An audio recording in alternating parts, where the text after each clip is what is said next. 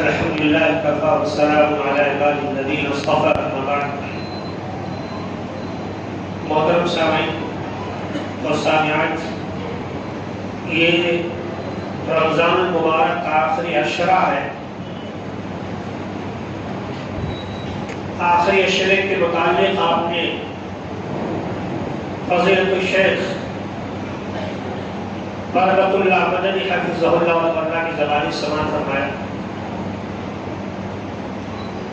دیکھو، رمضان کا جو آخری عشرہ ہے اور اس کی آخر راتیں ہیں، یقیناً اس کی فضیلتیں بہت زیادہ ہیں، اس میں کوئی شک نہیں ہے. لیکن عبادت کرنے کے لیے بھی نبی کا طریقہ ہونا ضروری ہے.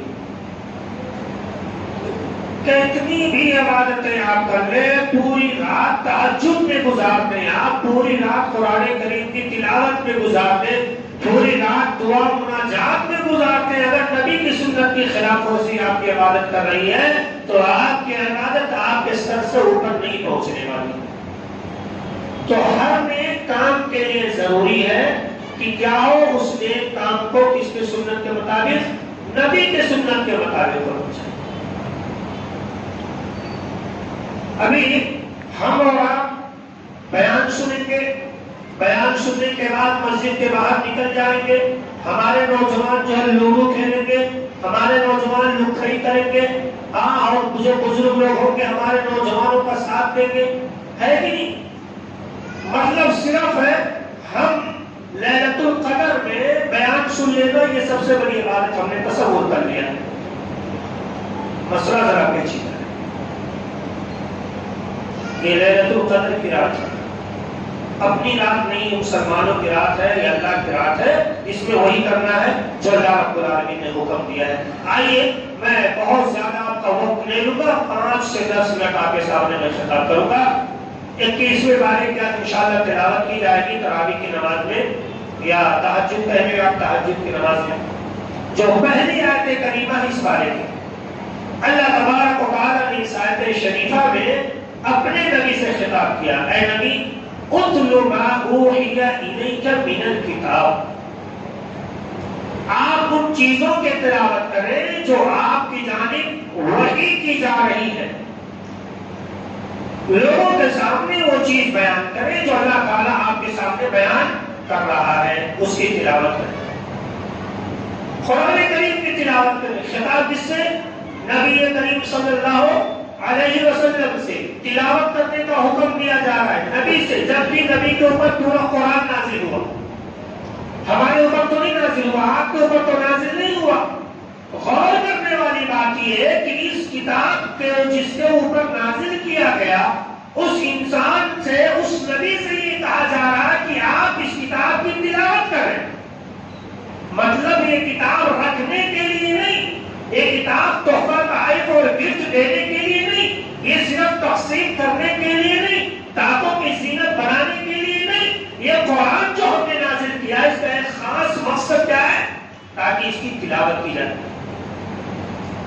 اللہ رب العالمین نے بیان فرمایا، اے دنیا والو، اے مکہ والو، سنو، ہم نے تمہارے اوپر بہت بڑا احسان کیا. ہم نے تمہارے اوپر بہت بڑا احسان کیا. ہم نے تمہارے درمیان اپنا رسول پیدا فرمایا.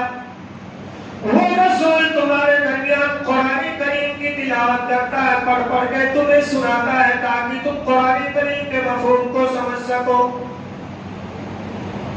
وہ رسول کو ہم نے بھیجا تاکہ قرآن کریم پڑھ کر کے سنائے اور ہمارے ذہنوں میں وہ باتیں آ جائیں جو اللہ نے قرآن میں نازل فرمائی ہے. آج ہماری تلاوت سبحان اللہ، آج ہماری قرأت الحمدللہ اتنی تیز رفتار، اتنی تیز رفتار، میرے پیارے بھائیوں، پوچھو ہی نہ اس کا انداز کیا ہے. جبرائیل امین قرآن کریم کی وحی لے کر کے نازل ہوتے، اللہ کے رسول سوچتے کہیں ایسا نہ ہوئے قرآن کریم بھول جاؤ. اللہ کے رسول جلدی جلدی پڑھنا شروع کر دیتے، زبان جلدی جلدی چلانا شروع کر دیتے ہیں. اللہ نے فتح لگا دی، لا تحرک بلسانک لتعجل بہ. اے نبی، آپ قرآن کو جلدی جلدی نہ پڑھیں. قرآن جلدی پڑھنے کے لیے نہیں آیا ہے۔ نبی قرآن کریم کی جلدی تلاوت کرے عرش والا منع کرتے، آج 4 سال 10 سال کے اندر قرآن کریم حفظ کر دینے والے حافظ صاحبان ہوائی جہاز کی اسپیڈ سے قرآن کریم کی تلاوت کر رہے ہیں، ان کو روکنے والا کوئی نہیں ہے، ان کو سمجھانے والا کوئی نہیں ہے۔ اور سمجھائے گا کون؟ اس گھر کو آگ لگ گئی، گھر کے چراغ سے میرے پیارے بھائیوں، مفتیان اعظم ہے، شہر کے قاضی صاحب ہے، شہر میں ان کے باتوں کا ڈنکا چل رہا ہے، شہر میں ان کی باتوں کو ہاتھوں ہاتھ لیا جا رہا ہے۔ اعلان لگا دیا گیا 3 دن کے اندر پورے تراویح میں قرآن کریم یہاں پر ختم کیا جائے گا۔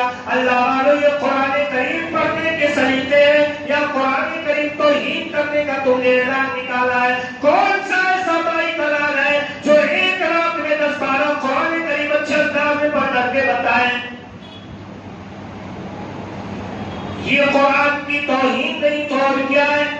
یا ربون تعلمون تعلمون ان الذین آمنوا، اتنا تیز رفتار سے پڑھتے میرے پیارے بھائیوں، پتہ ہی چلتا رب کا کلام ہے یہ۔ اللہ کے رسول نے بیان فرمایا جو قرآن کریم کو صاف ستھرے انداز میں نہ پڑھے، ٹھہر ٹھہر کر نہ پڑھے، وہ ہمارے طریقے پر نہیں ہے، ہمارے طریقے پر نہیں ہے۔ اُتْلُ مَا أُوحِيَ إِلَيْكَ مِنَ الْكِتَابِ، اے نبی قرآن ہم نے نازل کیا ہے، آپ لوگوں کے سامنے اس کو پڑھ کر کے سناؤ۔ نبی نے جب تیز پڑھنا شروع کر دیا، عرش والے نے بیٹھ لگا دیے، نبی نہیں، اجازت نہیں، قطعی نہیں، ہرگز نہیں، تمہیں قرآن کریم تیز نہیں پڑھنا ہے۔ یہ قرآن ہم نے آپ کے اوپر نازل کیا، لیکن تیز پڑھنے کی رفتار سے پڑھنے کی تمہیں بھی اجازت نہیں ہے۔ نبی کو قرآن رفتار سے پڑھنے کی اجازت نہیں ہے، لیکن آج مفتی صاحبان کے آگے اور مفتی صاحبان کے بدلے سے میرے پیارے بھائیوں پورا قرآن ایک رات میں ختم کر دیا جا رہا ہے۔ یہ نبی کے ماننے والے ہیں یا نبی کا جنازہ اٹھانے والے نعوذ باللہ ہے، یہ شریعت کا جنازہ نکالنے والے لوگ ہیں یا اسلام کی توہین کرنے والے لوگ ہیں۔ میرے پیارے بھائیوں کہاں سے آئے ہو، کہاں سے پڑھ کر کے آئے ہو؟ یہ کون سا طریقہ ہے؟ تمہارے باپ کا لیٹر آ جائے، تمہاری ماں کا خط آ جائے، تمہارے سامنے اگر کوئی اس لیٹر کو جلدی جلدی پڑھ کر کے سنا دے، تمہارے بھیجے میں سمجھ میں نہیں آئے گا، تمہارے دماغ میں سمجھ میں نہیں آئے گا کہ آپ صاحب نے پڑھ کر کیا سنایا ہے۔ تم اس سے کہو گے بھائی جان ذرا پھر سے پڑھ کر کے دھیرے دھیرے بتاؤ۔ ایک آدمی کا خط آیا مان لو، چلو میں واقعہ سنا دیتا ہوں ذرا ہنس لیں آپ لوگ بھی۔ ایک جاہل شخص تھا، جبہ پوشاک ٹوپی وغیرہ سب کچھ لگا رکھا تھا۔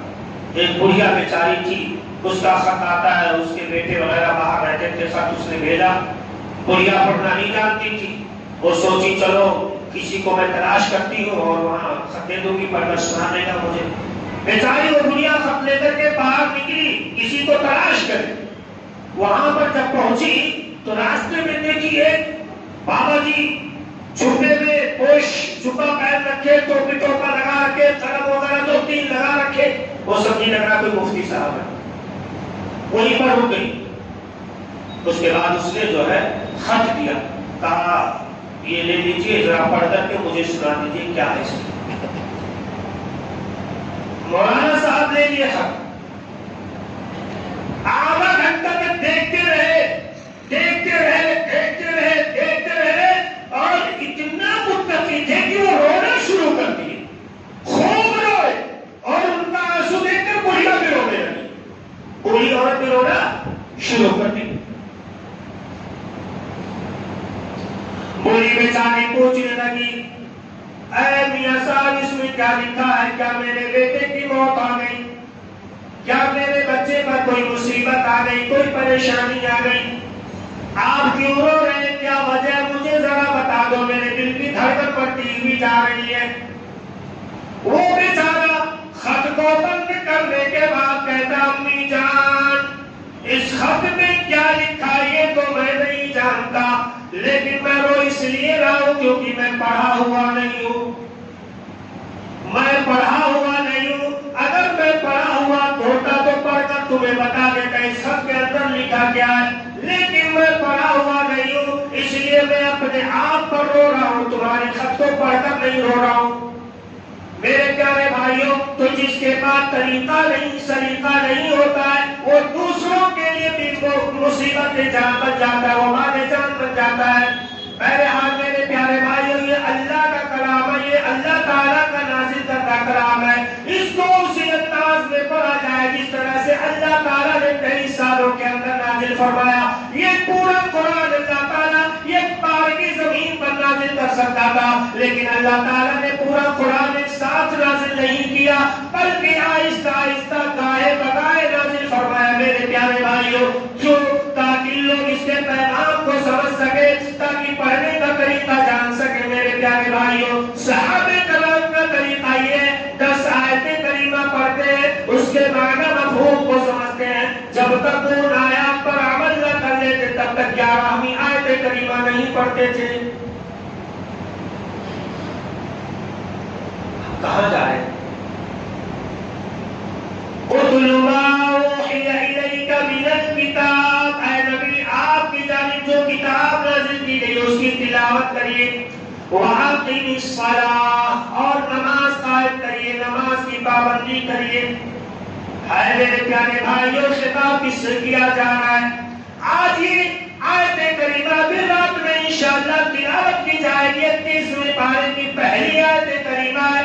دوسرا خطاب اللہ نے کیا، وَأَقِمِ الصَّلَاةَ، اے نبی نماز کو قائم کرو، نماز قائم کرنے والے بنو، نماز ادا کرنے والے بنو۔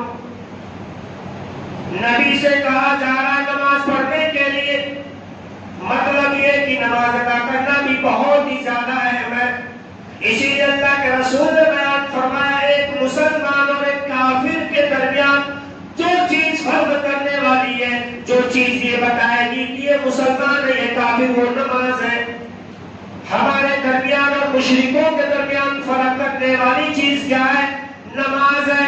میرے پیارے بھائیوں، نماز تو دل کا سکون ہے، آنکھوں کی ٹھنڈک ہے۔ اللہ کے رسول پر جب کوئی پریشانی آتی، جب کوئی مصیبت آتی، جب کوئی تکلیف آتی، نبی کریم صلی اللہ علیہ وسلم فوراً دوڑ کر نماز ادا کرتے، نماز کے لیے نیت مانگ لیتے اور اپنے رب کو آواز دیتے، اللہ یہ پریشانیاں تیرے نبی پر آ گئی ہے، اس پریشانی کو تو دور فرما دے۔ میرے نبی کی حالت یہ ہے، پریشانی آ جائے تو نماز کی جانب دوڑ کے، ہمارے نبی کی حالت یہ ہے، اذان کے لیے بلال سے کہتے ہیں، بلال تم اقامت کہو، تم اذان کہو، نماز پڑھنے کا دل کر رہا ہے، کیونکہ مجھے غم لاحق ہے اور میرے غم کو دور کرنے والی چیز اللہ نے نماز نازل فرمائی ہے۔ قرۃ عینی فی الصلاۃ، میری نماز کی ٹھنڈک نماز ہے، میری آنکھوں کی ٹھنڈک نماز ہے۔ میرے پیارے بھائیوں، کہاں جا رہے ہو؟ پنجب کا نماز کی پابندی کرنا ہم سے ہو نہیں پا رہا ہے۔ یہ رمضان مبارک کا مہینہ ملا، آج 20 رمضان مکمل ہو چکے، 20 روزے مکمل ہو چکے، اب یہ تیسری تراویح ادا کی جائے گی۔ اتنے سارے بدنصیب یہاں پر بیٹھے جنہوں نے 10 تراویح ہی پڑھی ہوں گی، اتنے سارے خوش نصیب ہوں گے جنہوں نے مکمل تراویح کی نماز ادا کی ہے، اور اتنے سارے بدنصیب ہوں گے جنہوں نے پنجب کا نماز کیا، 50 نماز کیا۔ میرے پیارے بھائیوں، ایک دن کی مکمل نماز بھی ادا نہیں کی ہوگی۔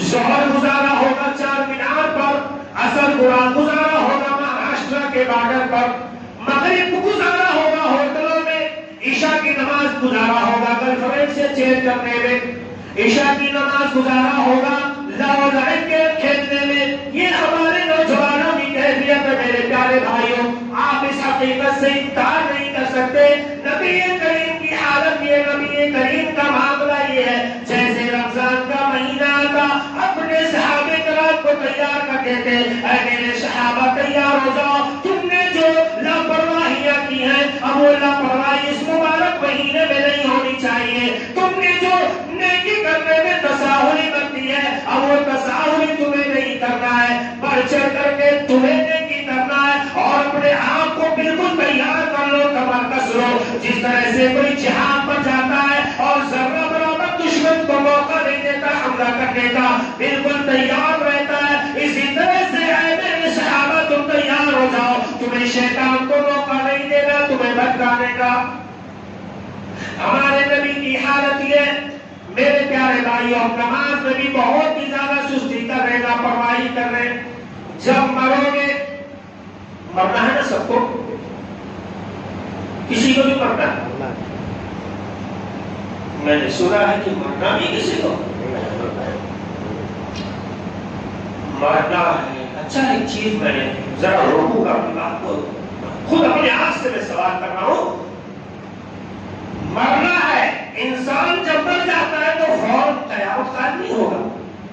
جب تک اس روئے زمین پر ایک بھی اللہ والا ہے تب تک قیامت قائم نہیں ہوگی.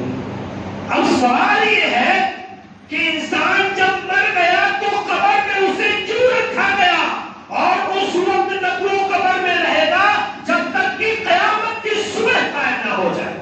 اس درمیان اللہ تعالیٰ اس کو قبر میں کیوں رکھ رہا ہے؟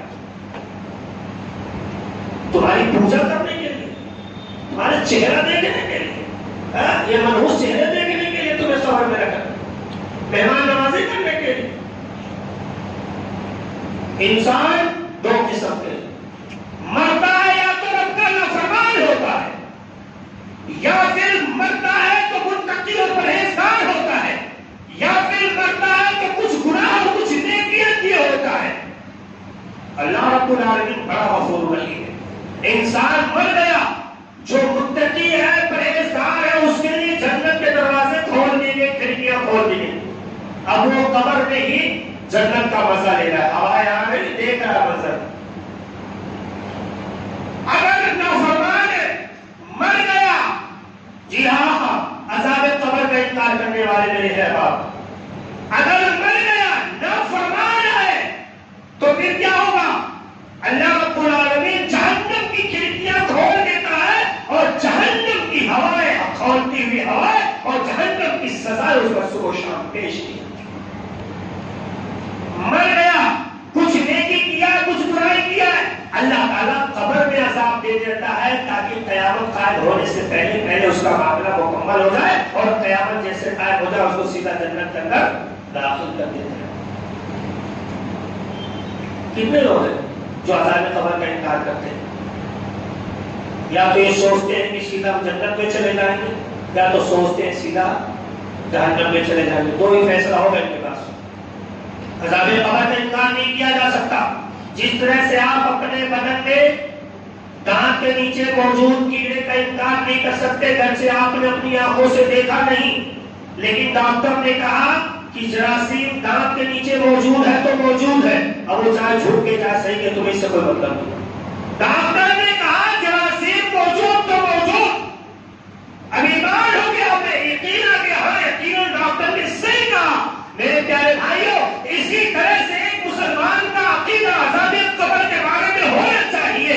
نبی نے کہا عذاب قبر برحق تو برحق, چاہے تمہارے بھیجے کے بعد گھسے یا نہ گھسے, اور تمہاری عقل اس لائق ہی نہیں ہے کہ تم شریعت کو سمجھ سکو. تم ایک گھر بناتے ہو, تمہارا دماغ کو کھلا جاتا ہے کون سا کمرہ کدھر بنانا, زینت کدھر سے نکالنا, اور آئے ہو شریعت کو اپنے عقل کے پیمانے پر توڑنے کے لیے.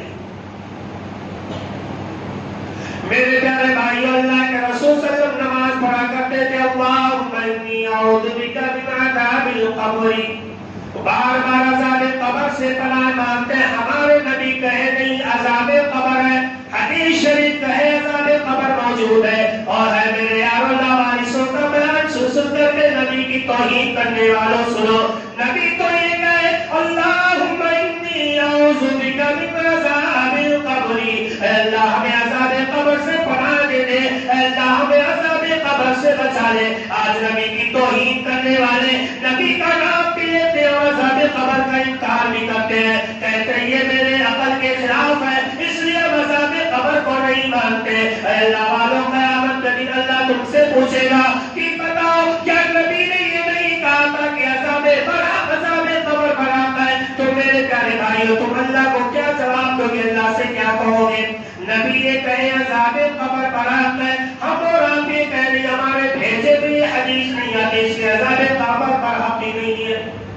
ارے سدھر جاؤ, اسلام کی جانب آ جاؤ, لاوارث وسطوں سے ساودھان ہو جاؤ میرے پیارے بھائیوں, ورنہ تمہاری نیا یہاں بھی ڈوب جائے گی اور وہاں تو تم سرے سے ڈوب ہی جاؤ گے. میرے پیارے بھائیوں, نماز کے بارے میں بات چل رہی تھی. اللہ تعالیٰ الصلاۃ، اے نبی نماز ادا کرو، نماز قائم کرنے والے بنو۔ نبی کریم صلی اللہ علیہ وسلم نے بیان فرمایا انسان جب مر جاتا ہے اور مرنے کے بعد جب اسے اٹھایا جائے گا میدان محشر میں، جو حقوق اللہ ہے، اللہ کے جتنے حقوق ہیں بندوں پر، اللہ تبارک و تعالیٰ ان میں سب سے پہلا سوال نماز کے بارے میں کرے گا۔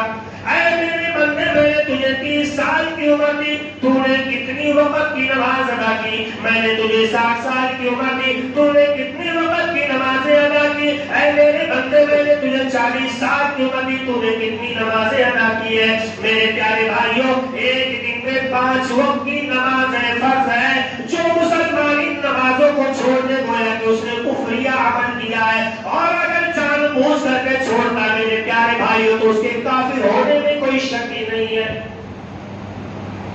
میری بات پھر سے سنو، جو انسان لاپرواہی میں چھوڑتا ہے تو گویا کہ وہ کفریہ کام کر رہا ہے، ایسا نہیں کرنا چاہیے۔ لیکن جو انسان جان بوجھ کر کے چھوڑتا ہے، نہیں ہمیں پڑھنے کی ضرورت ہی نہیں، جان بوجھ کر چھوڑے جا رہا ہے، تو میرے پیارے بھائیوں اولئک هم الکافرون حقا، یہ پکا کافر ہے۔ پوچھا جائے گا کتنا نماز قائم کرو بتاؤ؟ واقعی الصلاۃ، اچھا معلوم ہے اللہ تعالیٰ نے نماز پڑھنے کا جو حکم دیا اس کی وجہ بھی بیان فرما دی، ان الصلاۃ تنہی عن الفحشاء والمنکر۔ بلا شبہات نماز بے حیائی اور منکرات سے روکتی، ظاہری برائیوں سے بھی روکتی ہے اور باطنی برائیوں سے بھی روکتی ہے۔ انسان کچھ برائی کھلے عام کرتا ہے، جیسے ہمارے نوجوان ہیں لوڈو کھیلتے ہیں۔ بھائی اللہ کے نبی صلی اللہ علیہ وسلم نے کہا کہ جو چوسر کھیلے، لوڈو کھیلے، پب جی اور یہ سب کیا ہے آگ والا جو موبائل میں بولتے رہتے ہیں، کون سا گیم ہے؟ پب جی اور فری فائر، یہ سب گیم جو ہے اللہ علیہ وسلم کا فرمان ہے سیدھا، جو چوسر کھیلے، گیم کھیلے، گویا کہ اس نے اپنا ہاتھ بکرے کے گوشت میں ڈالا ہے۔ ارے نہیں، جو چوسر کھیلے، جو گیم کھیلے، گویا کہ اس نے اپنا ہاتھ سور کے خون سے رگڑ لیا۔ اس سے اب تو سدھر جاؤ۔ یہ کس کا فرمان ہے؟ تمہارے نبی کا۔ پھر بھی کہہ لیں وقت برباد کریں تو کچھ برائیاں کیا ہوتی انسان کھلے عام کرتا ہے، بے شرم ہو جاتا ہے، حیا شرم کی باقی رہتی ہے، ایک کسی کا خوف نہیں۔ اور دوسری قسم کی برائی وہ چھپے طور پہ کرتا ہے، انسان نہیں دیکھتا، تنہائی میں آیا نہ جانے موبائل میں کیا کیا دیکھنا شروع کر دیا، آپ گھر پر نہیں ہے، تجوری کی چابی لے نکال لیا، چل دیا، آدمی نہیں ہے، نکالا چوری کر لیا۔ کچھ برائیاں کھلے طور، کچھ برائیاں چھپے طور پر کی جاتی ہیں۔ اگر دونوں برائیوں پر قدم چلانا چاہتے ہیں اور اپنے بدن سے، اپنے جسم سے دونوں قسم کی برائیاں ختم کرنا چاہتے ہیں تو آپ کیا کریں؟ ان الصلاۃ تنہی عن الفحشاء والمنکر، نماز قائم کریں۔ کیا کریں؟ نماز قائم۔ اگر برائیاں ہیں نہیں چھوٹ رہی ہیں تو گویا کہ ہم نماز میں کوتاہی کر رہے ہیں، کیونکہ رب نے کہہ دیا کہ نماز برائی سے روکتی ہے، بے حیائی سے روکتی ہے۔ اگر اس کے باوجود ہم برائی کرتے ہوئے جا رہے ہیں تو جان لو کہ ہماری نماز میں کہیں نہ کہیں جھول ہے۔ میں مثال دوں، ایک آدمی آیا، اللہ کے رسول میرے بھائی کا پیٹ یا ابو کا پیٹ جو خراب ہے، اللہ کے نبی نے کہا شہد پلاؤ۔ 2-3 دن کے بعد آئے، طبیعت نہیں صحیح ہو رہی ہے، پیٹ اور کمر ہو گیا، اللہ کے نبی نے کہا شہد پلاؤ۔ پھر گیا، اللہ کا رسول صحیح نہیں ہو رہا، آپ نے تیسری بار بھی شہد پلاؤ، شہد پلاؤ، شہد پلاؤ، کیا ہے کوئی اور دوا بتائیے؟ نہیں شہد پلاؤ، گیا شہد پلایا، پیٹ صحیح نہیں ہوا، اللہ کے رسول کے پاس آیا، اللہ کے رسول نے کہا شہد میں شفا یقیناً ہے، یقیناً جو گڑبڑ ہے وہ تیرے بھائی کے پیٹ میں گڑبڑی ہے، تیرا بھائی ایمان کے ساتھ شہد کو پی نہیں رہا ہے۔ تو نماز پڑھنے کے بعد اگر ہماری برائیاں ختم نہیں ہو رہی ہے تو اس کا مطلب یہ کہ دھوکہ کر رہے ہیں اللہ کے ساتھ، سمجھنا۔ میرے پیارے بھائیوں، آخری بات اللہ تعالیٰ نے یہ بیان فرمایا وَلَذِكْرُ اللَّهِ أَكْبَرُ، اللہ کا ذکر بہت بڑی چیز ہے۔ میرے پیارے بھائیوں، برائیوں کو ختم کیا جاتا ہے۔ انسان نماز پڑھنے کے لیے آیا، انسان کا ایمان بڑھ گیا، نماز کے دوران وہ برائی نہیں کر سکتا ہے، نماز برائی نہیں کر سکتا ہے کیونکہ وہ نماز کی ادائیگی کر رہا ہے. لیکن جیسے ہی نماز ختم ہوتی ہے مسجد کے باہر جاتا ہے انسان اپنے پرانے روش پر آ جاتا ہے, پرانے طریقے پر آ جاتا ہے, برائی کرنا شروع کر دیتا ہے. نماز میں تھا جھوٹ نہیں بول سکتا تھا, نماز میں تھا غیبت نہیں کر سکتا تھا, نماز میں تھا چوری نہیں کر سکتا تھا, نماز میں تھا گالی نہیں دے سکتا تھا, نماز میں تھا کسی کو مان نہیں سکتا تھا. میرے پیارے بھائیوں, نماز کے درمیان انسان کوئی برائی نہیں کرتا ہے, یا نماز کے 2-3 گھنٹے تک انسان برائی سے محفوظ رہتا ہے. لیکن جیسے ہی نماز کی تاثیر ختم ہوتی ہے, جیسے ہی نماز کا اثر ختم ہوتا ہے, انسان برائی کرنا شروع کر دیتا ہے. ابھی آیا تھا, نماز پڑھ کر کے گئے, اللہ سے وعدہ کیا, اللہ میں چوری نہیں کروں گا, ڈکیتی نہیں کروں گا, گالیاں نہیں دوں گا, کسی کی برائی نہیں کروں گا. عصر کی نماز پڑھ کر کے گیا, مغرب تک اس کا ایمان تازہ ہے, عشاء تک اس کا ایمان تازہ ہے, چوری نہیں کر رہا ہے, ڈکیتی نہیں کر رہا ہے, گالی گلوچ نہیں دے رہا ہے. لیکن جیسے رات کو 11 بج گئے میرے پیارے بھائیوں, اس نے چوری کرنا شروع کر دیا, موقع پایا چوری کر رہا.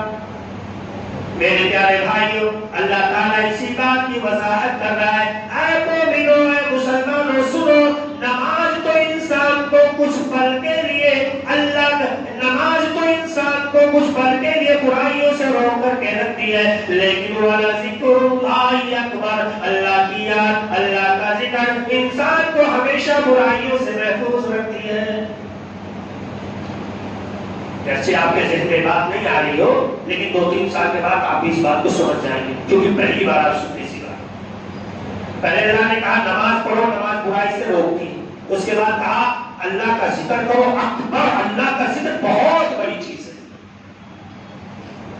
تو اس کا فرق اللہ نے یہ بیان کیا ہے کہ نماز کا اثر جب تک ہے انسان برائی سے روکا رہتا ہے, لیکن رب کا ذکر ایسا نا, رب کی یاد ایسی چیز ہے کہ جو ہی انسان کو رب کی یاد آئے گی انسان فوراً برائی سے رک جائے گا. مثال تو میرے پیارے بھائیوں, طے ہو گیا یہ جلسے جلوس کی رات نہیں, نوافل کی رات ہے, یہ قرآن کی تلاوت کی رات ہے. ایک بادشاہ, اس کے پاس خوبصورت لڑکی آتی ہے. وہ بادشاہ میرے پیارے بھائیوں اس کے ساتھ زنا کرنا چاہتا, منہ کالا کرنا چاہتا, اس کی عزت کو لوٹنا چاہتا ہے. وہ لڑکی بڑی فقیر تھی, غریب تھی, کچھ مانگنے کے لیے آئی تھی. جس طرح سے موجودہ دور کے بادشاہ نوجوان لڑکیوں کی عزت کو تار تار کر دیا کرتے ہیں, میری ماں بہنوں کی عزت کو تماشا بنا دیا کرتے ہیں. وہ اس لڑکی کو بہلانا چاہ, پھسلانا چاہ, کہنے لگا دوشی کا سنو, میں تمہاری مکمل ضرورت پوری کر دوں گا, تمہارا مکمل اخراج اٹھانے کے لیے میں تیار ہوں, لیکن شرط یہ کہ تم میری خواہش پوری کر دو. میرے پیارے بھائیوں, وہ لڑکی زنا کرنے کے لیے تیار نہ ہوئی, وہ لڑکی اپنی عزت تار تار کروانے کے لیے تیار نہ ہوئی. وہ بادشاہ زبردستی کر رہا ہے, وہ بادشاہ زبردستی کر رہا ہے. لڑکی ہار مان جاتی ہے, تھک جاتی ہے. میرے پیارے بھائیوں, جو ہی وہ بادشاہ زنا کرنے کے لیے ٹانگوں کے بیچ میں بیٹھتا ہے, وہ لڑکی کہتی ہے اتق اللہ, اللہ کے بندے اللہ سے ڈر جا, اللہ تعالیٰ قیامت کے دن تجھ سے پوچھے گا. میرے پیارے بھائیوں, جو ہی اس عورت نے اس بادشاہ کو رب کا خوف یاد دلایا, رب کا نام اس کے سامنے لے لیا, وہ بادشاہ فوراً زنا سے رک جاتا ہے. میرے پیارے بھائیوں, وَلَذِكْرُ اللَّهِ أَكْبَرُ, اللہ کی ذکر بہت بڑی چیز ہے. غلط کام کے وقت اگر رب کو یاد کر لیا جائے انسان برائی سے رک جاتا ہے. سمجھ رہے ہیں, اللہ یہی بات کہنا چاہتا ہے. میرے پیارے بھائیوں, اللہ رب العالمین سے دعا کرتے ہیں بے توک, بے تیاری. مجھے نہیں معلوم تھا کہ مجھے بھی آج خطاب کرنا پڑے گا. بہرحال میں ذمہ داران سے گزارش کروں گا, معذرت کے ساتھ, میری عمر بھی کم ہے, میں گزارش کو کر نہیں سکتا, لیکن اپنے علم کے حساب سے میں بات رکھتا ہوں کہ دیکھو یہ جو شب قدر ہوتی ہے اس میں 10-5 منٹ 20 منٹ کی نصیحت ایمان تازہ ہو جائے, یہ تو ٹھیک ہے, اتنا چل سکتا ہے. لیکن بہت زیادہ لمبا خطاب, 1 گھنٹہ 1.5 گھنٹہ 2 گھنٹہ, یہ جو خطاب ہے نا یہ مسئلہ کھڑا کرتا ہے. تو اس لیے میں گزارش کروں گا کہ آئندہ جو راتیں ہیں اس میں جو ہے اس حساب سے شیڈول بنائیں کہ 15-20 منٹ کا خطاب ہو، نصیحت ہو، تاکہ عوام جو اللہ کے رسول کی سنت پر عمل بھی کرے۔ اللہ کے رسول کی سنت کیا ہے؟ قرآن کریم کی تلاوت کرنا ہے، نوافل پڑھنا ہے، دعائیں کرنا ہے، ذکر و اذکار کرنا ہے، اپنے گناہوں سے توبہ بھی کرنا ہے، سمجھے نا؟ تو لوگ 3 گھنٹے تقریر سن لیں گے بیٹھ کر کے، 2 گھنٹے تھک جائیں گے، مجلس ختم ہوگی بھاگ جائیں گے، تو شب قدر کا مفہوم ختم، اس کا مقصد ختم، سمجھ رہے نا؟